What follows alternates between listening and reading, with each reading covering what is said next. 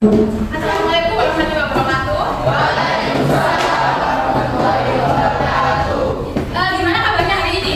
Baik. Nah ya, silakan dilihat kanan kirinya. Kalau tidak ada sampah, silakan buang terlebih dahulu. Sudah? Silakan ketua kelasnya dipimpin berdoa terlebih dahulu. Sebelum memulai pelajaran hari ini, mari kita berdoa menurut agama dan kepercayaan masing-masing. Berdoa dimulai.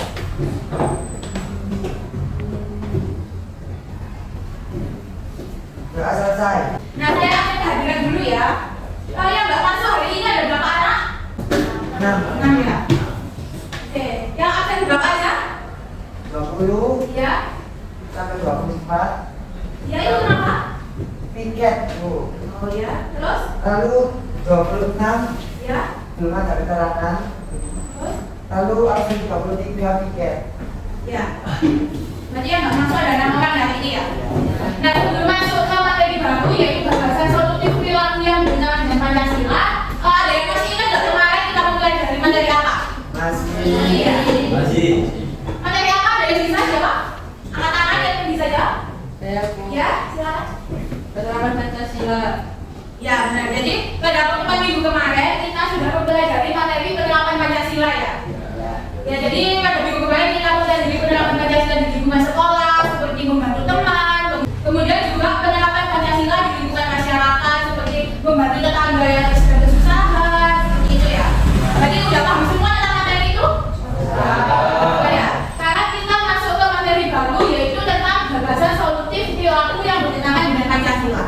Nah, di materi ini, gagasan solutif ini, kita akan membahas tentang solusi atau ide yang nantinya kalian upayakan untuk mengatasi masalah yang bertentangan dengan Pancasila. Kemudian, apakah kalian melihat berita di media sosial? Bagaimana sikap kalian terhadap berita hoax tersebut? Tidak mempercayainya. Ya, Ya. jadi kalau kita melihat berita-berita yang ada di sosial media, itu tuh kita nggak boleh langsung percaya. Jadi kita harus cross check terlebih dahulu apakah berita tersebut itu fakta atau berita tersebut itu hanya buat adu domba saja, seperti itu. Selanjutnya, jika kalian melihat ujaran kebencian atau hujatan dari netizen di media sosial, terutama media sosialnya artis, selebgram, gitu ya biasanya, bagaimana sikap kalian? Ada yang bisa jawab? Saya ikut komen. Apa? Saya ikut komen. Ya, kemudian ada lagi? Mana sih yang Ya, kemudian ada lagi mungkin? Sudah ya? Jadi kalau kita melihat ujaran kebencian di media sosial atau komentar-komentar yang menjelekkan seseorang di media sosial, kita itu tidak boleh ikut-ikutan untuk menjelekkan seseorang tersebut. Kita bisa lakukan dengan menasehati orang yang menghujat. Selanjutnya, mengapa kita harus mempelajari gagasan solutif mengatasi perilaku yang bertentangan dengan Pancasila? Itu karena upaya menerapkan nilai-nilai Pancasila dalam kehidupan sehari-hari merupakan hal yang paling utama, tapi juga paling sulit untuk dilakukan, terutama di era globalisasi ini. Karena dengan kemajuan teknologi yang tanpa batas itu, kita dapat mengakses segala informasi dari berbagai penjuru dunia. Kemajuan teknologi ini membawa dampak negatif dan dampak positif. Dampak positifnya, kita dapat mengakses seluruh informasi yang kita inginkan di internet dengan mudah. Tapi dampak negatifnya, kita nggak bisa mencari informasi tersebut. Jadi kita harus pindah-pindah untuk mencari informasi mana yang dapat kita jadikan acuan atau mana yang harus kita tinggalkan. Nah, oleh karena itu perlu untuk mempelajari gagasan solutif agar dapat mengatasi perilaku yang bertentangan dengan Pancasila. Tujuan pembelajaran kita hari ini yang pertama, peserta didik mampu mengidentifikasi perilaku yang bertentangan dengan Pancasila secara tepat. Kemudian yang kedua, peserta didik mampu menganalisis gagasan solutif perilaku yang bertentangan dengan Pancasila secara tepat melalui diskusi kelompok. Dan yang terakhir, peserta didik mampu menyajikan hasil analisis gagasan solutif perilaku yang bertentangan dengan Pancasila secara tepat melalui presentasi. Selanjutnya, silakan kalian scan barcode ini, kemudian kerjakan dalam waktu 5 menit. Silakan kalian scan terlebih dahulu.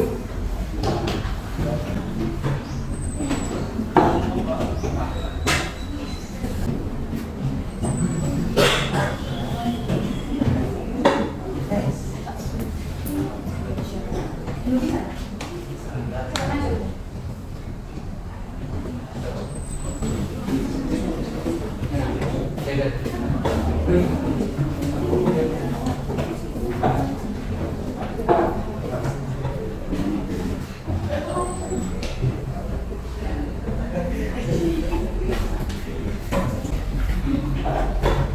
ya?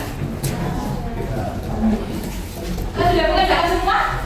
Sudah ya? Selanjutnya kita masuk ke materi. Nah, pada pembelajaran hari ini kita akan mempelajari tentang gagasan solutif mengatasi perilaku yang bertentangan dengan Pancasila. Nah, gagasan solutif yang bertentangan dengan Pancasila itu sendiri merupakan ide atau yang biasa membantu kita untuk menyelesaikan suatu permasalahan.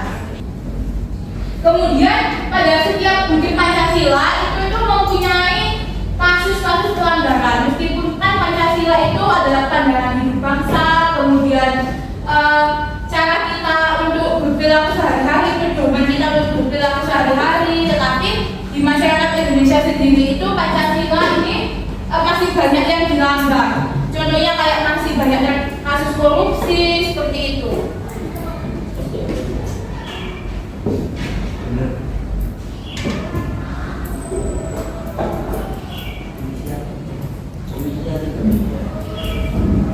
Apa? Ada yang ditanyakan? Oke.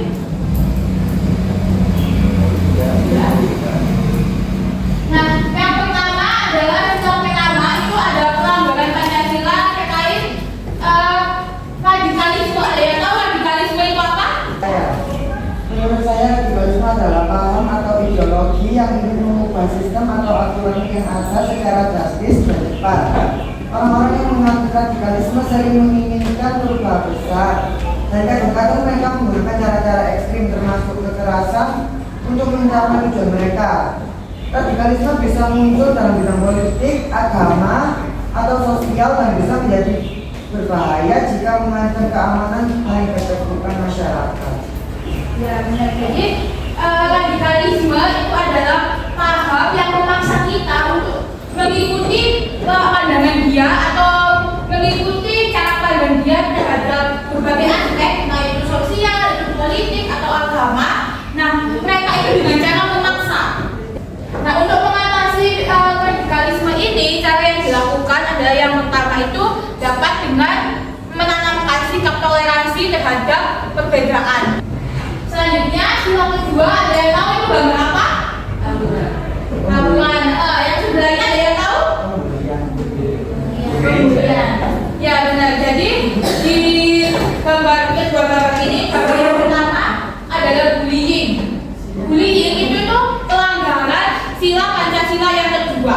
Sila Pancasila kedua itu tentang kemanusiaan yang adil dan beradab. Nah, dengan melakukan bullying itu kalian tidak melakukan tindakan yang beradab dan melanggar hak asasi manusia. Bullying ini bukan hanya kekerasan fisik saja, tapi bullying juga bisa dengan cara verbal seperti kalian ini mengolok-olok teman seperti itu. Kemudian di masa sekarang juga bullying dapat dilakukan dengan cara cyberbullying, yaitu dengan menghujat melalui sosmed. Kemudian yang kedua adalah tabungan. Tabungan ini melanggar sila kedua karena tidak menunjukkan perilaku yang beradab. Nah, untuk mengatasi hal tersebut ada gagasan solutifnya yang dapat kalian lakukan. Yang pertama itu kalian dapat melakukan ini kampanye stop bullying. Itu bisa kalian lakukan di sosial media dengan nge-post di Instastory atau di post Instagram untuk mengajak orang-orang stop melakukan bullying. Bisa juga kalian membuat kayak project mading seperti itu ditempel di kelas atau di depan kelas untuk mengajak semuanya stop bullying. Selanjutnya, kalau yang untuk tabungan biasanya kan anak kelas atau anak sekolah. Nah, ketika ada konflik antara sekolah atau anak kelas itu kalian menyelesaikannya itu dengan kepala dingin, nggak boleh dengan tawuran-tawuran. Kalau gitu sekarang kita jadi terlebih dahulu ya. Jadi nanti kalian sebutkan warnanya, jangan tulisannya. Merah, biru, merah, warnanya. hijau.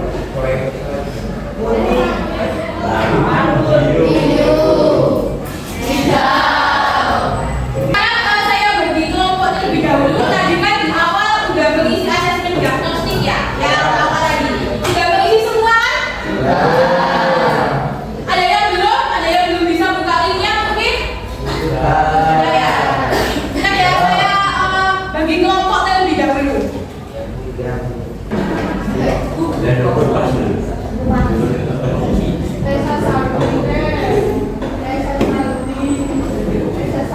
udah ya, silakan kalian bergabung dengan kelompok yang masing-masing.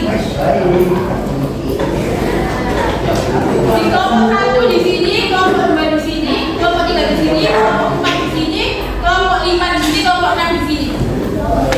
Ya.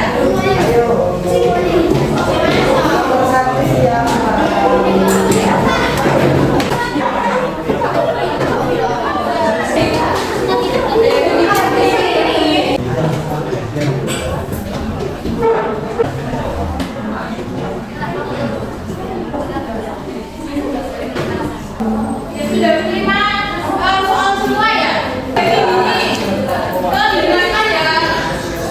Ini kan ada 2 rapor. Nah, yang berwarna hijau itu buat kelompok 1, 2, 3. Yang berwarna kuning itu buat kelompok 4, 5, 6. Nah, silakan kalian berkelompoknya masing-masing. Di sini bisa di LKP biar saya berikan juga ada berkotnya. Bisa kalian scan. Ini isinya video yang kelompok pertama itu isinya video tentang korupsi, kasus korupsi. Jadi nanti kalian akan menonton video kasus korupsi. Yang kedua video tentang bullying. Ya, jadi ditanyakan. Nanti kalian bisa kreasikan setelah melihat video itu. Kemudian kalian jelaskan telah berhasil beberapa dan alasannya. Dan yang terakhir, upaya atau solusi apa yang dapat kalian lakukan untuk mengatasi hal tersebut.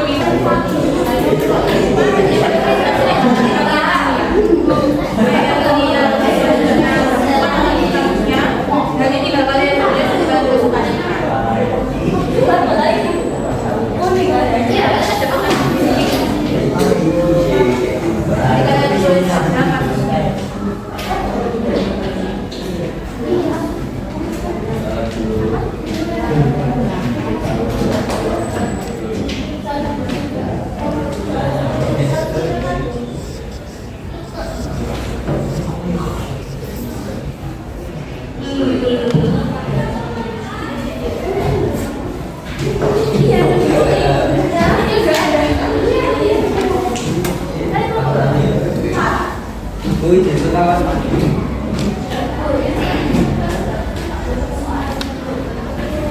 Nanti saya bilang ya yang presentasi kelompok berapa? Iya, saya bilang jadi siap-siap.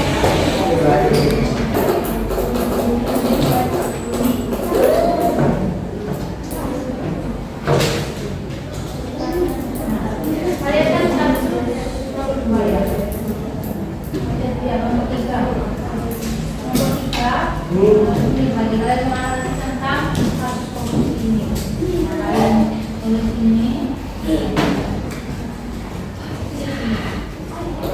Dari sekarang lihat ini akan bersihkan yang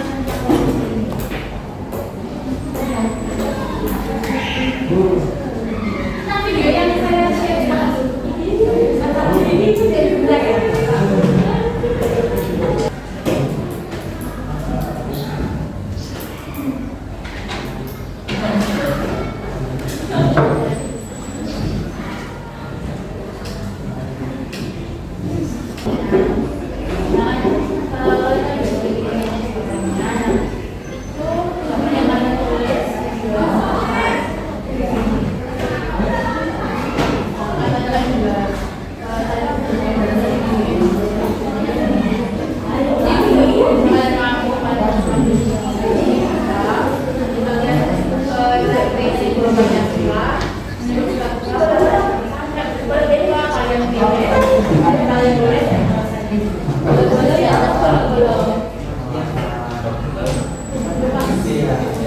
Jadi nomor 1 itu kalian kenal tentang beritanya. Beritanya ada lampu dulu segini. Nah nomor 2 itu kalian cari kalian nanti yang kita baca juga. Kita bisa baca juga. Itu kalian tulis di sini kalian bisa pilih dan sedang belajarnya sudah itu aja pokoknya cocokin ada di ada bukunya terus alasannya apa kok milih apa sih lah itu. 3 kalian tulis upaya yang kalian lakukan untuk membuat komunikasi apa, kita kalian membuat keyakinan atau kalian dengan mempelajari tentang solusi apa dan sebagainya.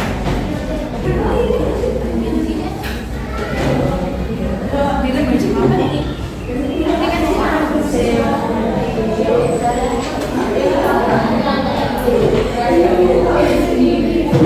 ada yang bingung bisa ditanyakan.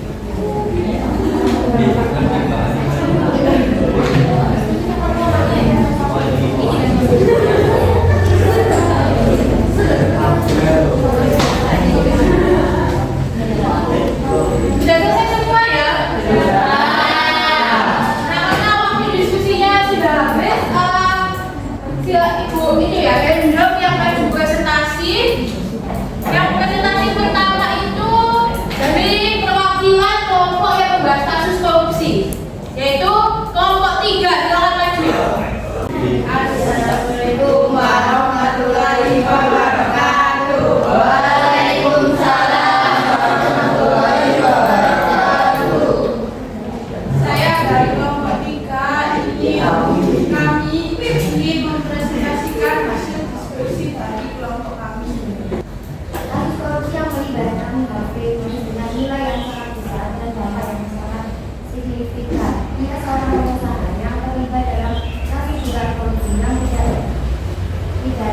pencucian uang atau TPPU terkait penggandaan barang dan jasa di Papua. Nomor 2, sila keempat, karena harus melalui tindakan solusinya mencerminkan kurangnya kebijaksanaan dan keterbukaan dalam mengambil keputusan. Tindakan ini melanggar prinsip musyawarah dan kewajiban, di mana keputusan seharusnya diambil untuk kepentingan umum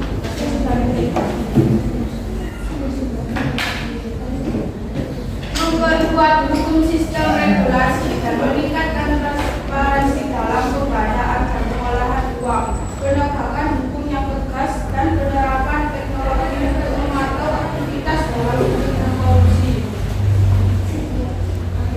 Sekian ada pertanyaan dari kelompok kami. Selanjutnya namanya.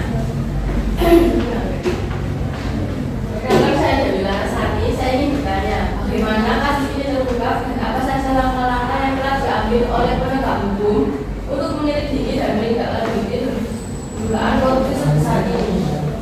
Menjawab, kasus ini terungkap melalui investigasi yang dilakukan oleh pihak berwenang setelah menerima laporan adanya kejanggalan dalam transaksi keuangan besar yang melibatkan perusahaan dan institusi terkait dengan marketplace. Langkah-langkah yang telah diambil termasuk pemanggilan saksi-saksi, penyitaan aset, pembukuan rekening. Jadi yang ini kan bahas tentang kasus korupsi Harvey Muiz. Nah, itu kan kasus korupsi yang lagi viral ya kali ini. Termasuk pelanggaran Pancasila sila yang kedua, yaitu karena itu mengambil hak-hak orang lain, merampas hak orang lain sehingga tidak sesuai dengan kemanusiaan yang ada dan berada. Kemudian juga melanggar sila yang kelima, yaitu tentang keadilan. Kan itu nggak adil karena mereka mengambil memperkaya diri sendiri dengan pakai uang yang harusnya dibuat untuk kesejahteraan masyarakat bersama. Dan upaya yang dapat dilakukan yaitu yang pertama, kalian dapat memperkuat pandangan atau prinsip kalian untuk tidak melakukan korupsi, untuk menanamkan pada diri kalian bahwa korupsi merupakan hal yang salah. Jadi sejak ini udah ditanamkan sifat atau perilaku anti korupsi pada diri kalian. Silakan ditutup untuk kelompok ini. Sekian dari kelompok kami. Wassalamualaikum warahmatullahi wabarakatuh. Oke, baik, kan sudah presentasi semua ya, ini ya. Alhamdulillah presentasinya berjalan lancar, kemudian juga lumayan banyak yang aktif bertanya. Ada yang bisa jawab hal apa saja sih yang telah kita pelajari hari ini? Saya Ya. perilaku bertentangan dengan Pancasila seperti bullying dan tawuran. Ya, kemudian Menganalisis kasus korupsi dan bullying. ya. Mencari solusi dari kasus korupsi dan bullying. Ya, benar. Jadi pada hari ini kita mempelajari tentang perilaku yang bertentangan dengan Pancasila. Contohnya bullying tadi yang dilakukan oleh Dr. Aulia, yang dialami oleh Dr. Aulia. Sekarang kita akan membuat kesimpulan tentang pembelajaran yang telah kita lakukan hari ini. Nah, kesimpulannya adalah Pancasila itu harus dilakukan atau diterapkan dalam kehidupan sehari-hari. Tapi masih banyak yang tidak menerapkan Pancasila. Kayak misalkan contoh paling gampangnya tidak melakukan sholat, itu kan tidak menerapkan Pancasila sila yang pertama. Kemudian yang kedua, kalau ada teman yang kesusahan atau yang sakit malah ditertawakan bukannya dinolongin, itu tidak mencerminkan Pancasila sila yang kedua. Kemudian kalau ada temannya yang beragama, dia yang beragama. Nah, kalau ada yang beda agama itu nggak boleh didiskriminasi. Kalian harus sudah merangkulnya meskipun ya termasuk minoritas.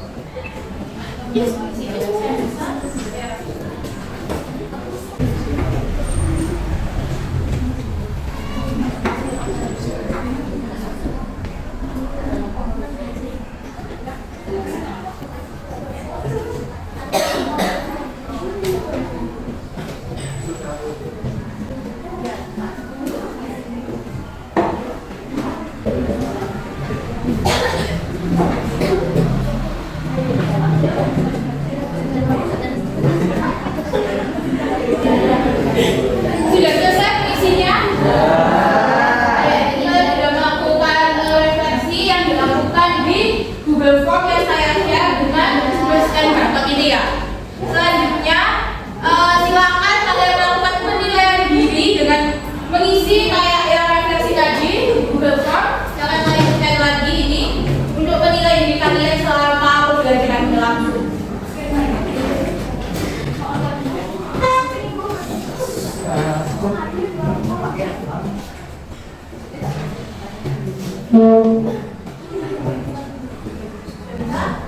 Nanti yang sudah lanjutkan bisa ini juga bisa di grup juga apa-apa kayak yang asis juga nanti tadi sampai yang ada di ini ada pilihan yang kurang support ya benar ya dulu namanya yang lain dulu ya yang sudah boleh langsung di send bisa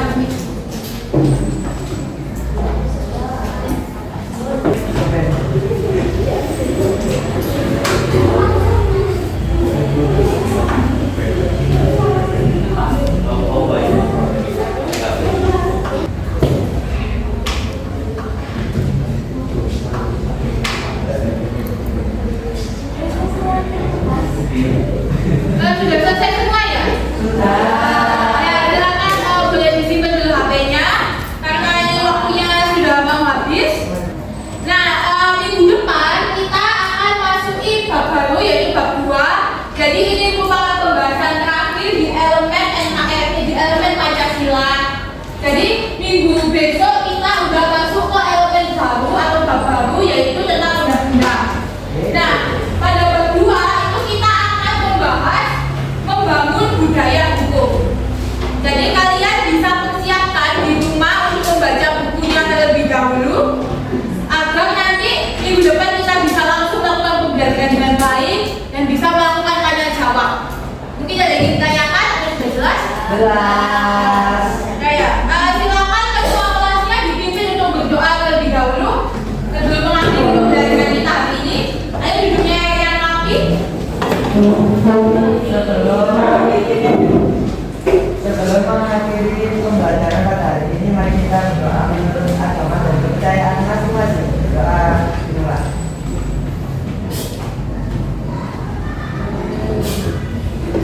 Amin. Wassalam. Assalamualaikum